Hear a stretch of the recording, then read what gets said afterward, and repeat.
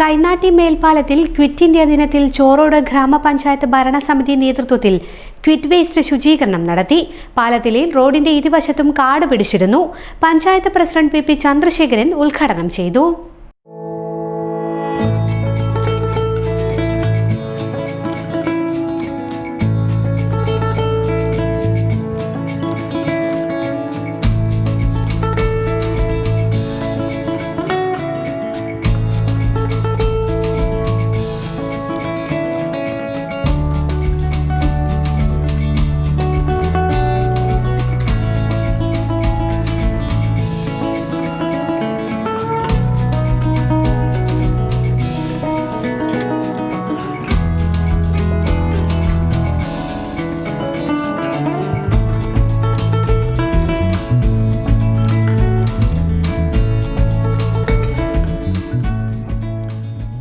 മാലിന്യമുക്ത നവകേരളം പദ്ധതിയുടെ ഭാഗമായാണ് നമ്മുടെ ചോറോട് പഞ്ചായത്ത് നിരവധി പ്രവർത്തനങ്ങൾ നടത്തിയിട്ടുണ്ട്.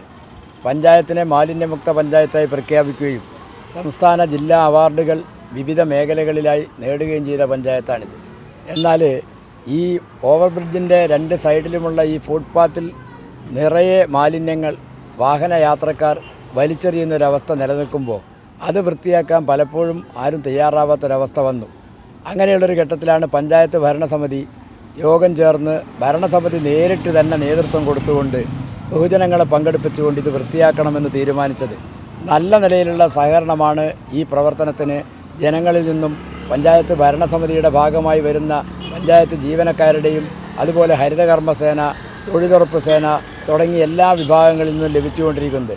നല്ല നിലക്ക് ഇത് വൃത്തിയാക്കുകയും ഇവിടെ CCTV സ്ഥാപിച്ച് തുടർന്ന് ഈ പരസ്യ ബോർഡുകൾ, ഇവിടെ മാലിന്യം വലിച്ചെറിയരുത് എന്നുള്ള പരസ്യ ബോർഡുകൾ സ്ഥാപിച്ചുകൊണ്ട് ജനങ്ങളെ ഈ പ്രശ്നത്തിൽ നിരുത്സാഹപ്പെടുത്തുകയും അതിനപ്പുറത്തേക്ക് പ്രവൃത്തി ചെയ്യുന്ന ആളുകളെ കണ്ടെത്തി ആവശ്യമായ ശിക്ഷാ നടപടികൾ സ്വീകരിക്കാനും ഭരണസമിതി ആലോചിച്ചിട്ടുണ്ട്.